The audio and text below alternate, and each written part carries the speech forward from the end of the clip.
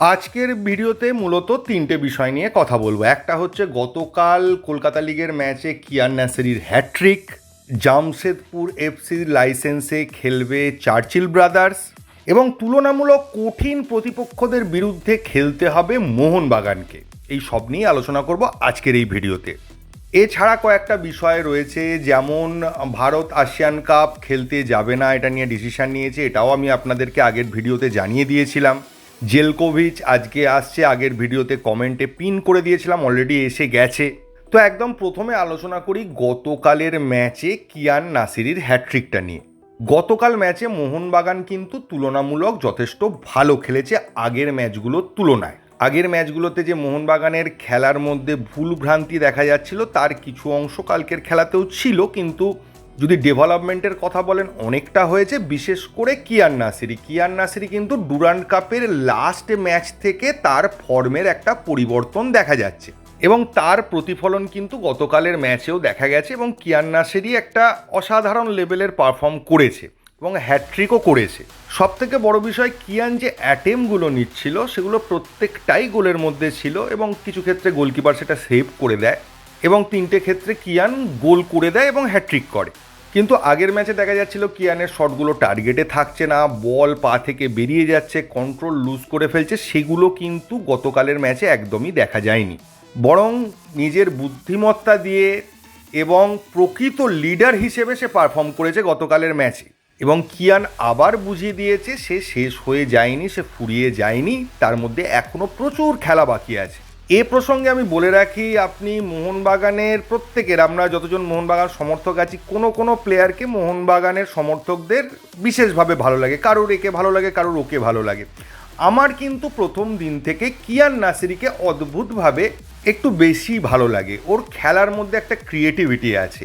যখন প্রথম কিয়ানকে দেখেছিলাম তখন কিয়ান অনেক বাচ্চা, কিন্তু সেই বয়সেও সে যা স্কিল দেখিয়েছিল, সে যে খেলা দেখিয়েছিল, তা থেকেই আমি বলতে পারেন ওর ফ্যান হয়ে গেছি।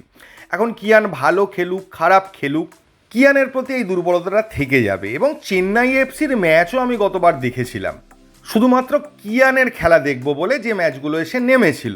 তো এটাই আশা করব, কিয়ানের পা যেন মাটিতেই থাকে, এই পারফরমেন্স যেন কন্টিনিউয়াস হতে থাকে এবং কিয়ান যেন ভবিষ্যতে মোহনবাগানের সিনিয়র টিমের ক্যাপ্টেন হয়ে ওঠে, এটাই আমার আন্তরিক চাহিদা বলতে পারেন ঈশ্বরের কাছে। এবার দেখা যাক কি হয়, ভবিষ্যৎ বলবে।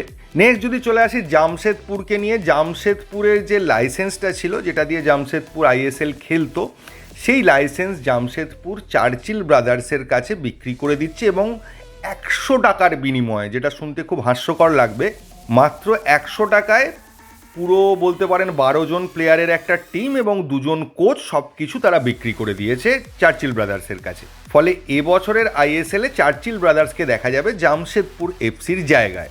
এবং আরও কথা চলছে, ডায়মন্ড হারবার এফসি যদি তাদের লাইসেন্সটা বিক্রি করে, তারা যদি না পার্টিসিপেট করে এবার আইএসএলে, তাহলে সেই লাইসেন্সে শিলং লাজং খেলতে পারে আর দিল্লির একটা ক্লাব খেলতে পারে, এরকম একটা আলোচনা চলছে।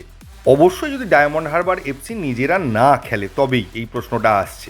এছাড়া গতকালের আগে মানে 12 তারিখ লাস্ট ডেট ছিল, গতকাল জানা গেছে যে আইএসএল এর টেলিকাস্ট রাইট নিয়ে যে বিড ছিল, সেখানে একটাই মাত্র বিড জমা পড়েছে। 14 তারিখ সম্ভবত সেটা খোলা হবে এবং ফাইনালাইজ হবে, মানে আজকে এটা হবে, আজকে বিকেলের দিকে বা কালকে সকালের মধ্যে আশা করি খবরটা চলে আসবে। এবার চলে আসি মোহনবাগানের খবরে। ডুরান্ড কাপের প্রতিপক্ষ, মোহনবাগানের পরবর্তী প্রতিপক্ষ হচ্ছে জামশেদপুর এফসি। যদিও চারদিকে একটা খবর ছড়িয়ে গেছিলো আর্মি রেডের সঙ্গে মোহনবাগানকে খেলতে হবে, কিন্তু সেই খবরটা ঠিক নয় এবং মোহনবাগানের যেরকম প্রতিপক্ষ পড়েছে তাতে মোহনবাগানকে প্রথমে জামশেদপুরের সঙ্গে খেলতে হবে। যদি মোহনবাগান সেই ম্যাচটা জিততে পারে, পরবর্তী প্রতিপক্ষ হবে শিলং লাজং এবং নর্থ ইস্ট ইউনাইটেডের মধ্যে একজন, যে জিতবে কোয়ার্টার ফাইনাল ম্যাচটা এবং সেটা জিতে ফাইনাল খেলতে হবে মোহনবাগানকে। তো আপনি যদি কম্পেয়ার করেন আমাদের পড়শি ক্লাব ইস্টবেঙ্গলের সাথে, তাদের কিন্তু রাস্তাটা অনেকটাই ইজি। এই ডুরান্ড কাপে যে সমস্ত ক্লাবগুলোকে মনে হয়েছিল বা যে সমস্ত টিমগুলোকে মনে হয়েছিল যে যারা বেগ দিতে পারে, যারা তুলনামূলক বেটার টিম, তারা প্রত্যেকেই পড়েছে মোহনবাগানের সামনে। মানে একটার পর একটা হার্ডেল টপকে মোহনবাগানকে ফাইনালে পৌঁছতে হবে এবং সেটা কিভাবে ঠিক হয়েছে, কি লটারির মাধ্যমে কি হয়েছে, সেটা সম্পর্কে সাধারণ সমর্থকরা কিন্তু কিছুই জানে না। এবং কোয়ার্টার ফাইনাল জিতলে মোহনবাগানকে সম্ভবত শিলংয়ে গিয়ে খেলতে হবে সেমিফাইনাল ম্যাচটা। সমর্থকদের অনেকেরই বক্তব্য যে টিমটা গ্রুপ চ্যাম্পিয়ন হয়ে উঠছে সেই টিমটার ক্ষেত্রে প্রতিপক্ষ হবে সব থেকে শক্ত, আর যে টিমটা গ্রুপ রানার্স হয়ে উঠছে সেই টিমটার সামনে সব ইজি টিমগুলো থাকবে। এটা কিভাবে হয়, কী নিয়মে হয়, কারুর জানা নেই। তবে এর মধ্যেও একটা পজিটিভ জিনিস আছে। মোহনবাগান সমর্থক হিসেবে সব কিছুই আমি পজিটিভভাবে নেওয়ার চেষ্টা করছি। হয়তো ওরা বুঝেছে ডুরান্ড কমিটি যে মোহনবাগান টাফ প্রতিপক্ষদের হারিয়ে ফাইনালে উঠতে পারবে, অন্য টিম কেউ পারবে না, তাই জন্য অন্যদিকে ইজি টিমগুলোকে রাখা হয়েছে আর এই দিকে সব থেকে শক্ত টিমগুলোকে রাখা হয়েছে। জোকস অ্যাপার্ট, মোহনবাগানের বিরুদ্ধে জামশেদপুর পড়েছে এই কারণেই, জামশেদপুর হয়তো গ্রুপে রানার্স হয়েছে বলেই, তবে আমি বলতে পারবো না কারণ নিয়মটা তো পরিষ্কার নয়। তাও বলবো মোহনবাগানের যে টিম আছে, যে কোয়ালিটির পারফরমেন্স এখনো পর্যন্ত মোহনবাগান করেছে, তাতে কোনো টিমই মোহনবাগানের কাছে শক্ত প্রতিপক্ষ নয় এবং মোহনবাগান এই চ্যালেঞ্জটা অ্যাকসেপ্ট করেই ফাইনালে যাবে, এটা আমার বিশ্বাস। তবে সেমিফাইনালে যদি নর্থ ইস্টের বিরুদ্ধে খেলতে হয় মোহনবাগানকে, সেই ম্যাচটা তুলনামূলক টাফ হবে কারণ ম্যাচটা মোহনবাগানের কাছে অ্যাওয়ে হয়ে দাঁড়াবে। তো আগামী সোমবার 17 তারিখ বিকেল 4টে থেকে যুবভারতী ক্রীড়াঙ্গনে মোহনবাগান জামশেদপুর বিরুদ্ধে তার কোয়ার্টার ফাইনাল খেলতে নামবে এবং এটা বলতেই হয় যে কোয়ার্টার ফাইনাল থেকে কিন্তু মোহনবাগানের কাছে আসল চ্যালেঞ্জ শুরু হবে। যদিও জামশেদপুর টিম গতবারের জামশেদপুর টিমের মতো নয়, তাহলেও আমি বলবো জামশেদপুর একটা ভালো ফাইট দেবে কারণ তারা একটা কনফার্মেশন পেয়েছে, তারা একটা অনিশ্চয়তার মধ্যে ছিল যে তাদের ভবিষ্যৎ কী হবে, সেটা থেকে তারা একটা নিশ্চয়তা পেয়েছে। চার্চিল ব্রাদার্সের আন্ডারে গেলেও তারা আইএসএল খেলতে পারবে, একইভাবে খেলতে পারবে, অসুবিধে আশা করি হবে না।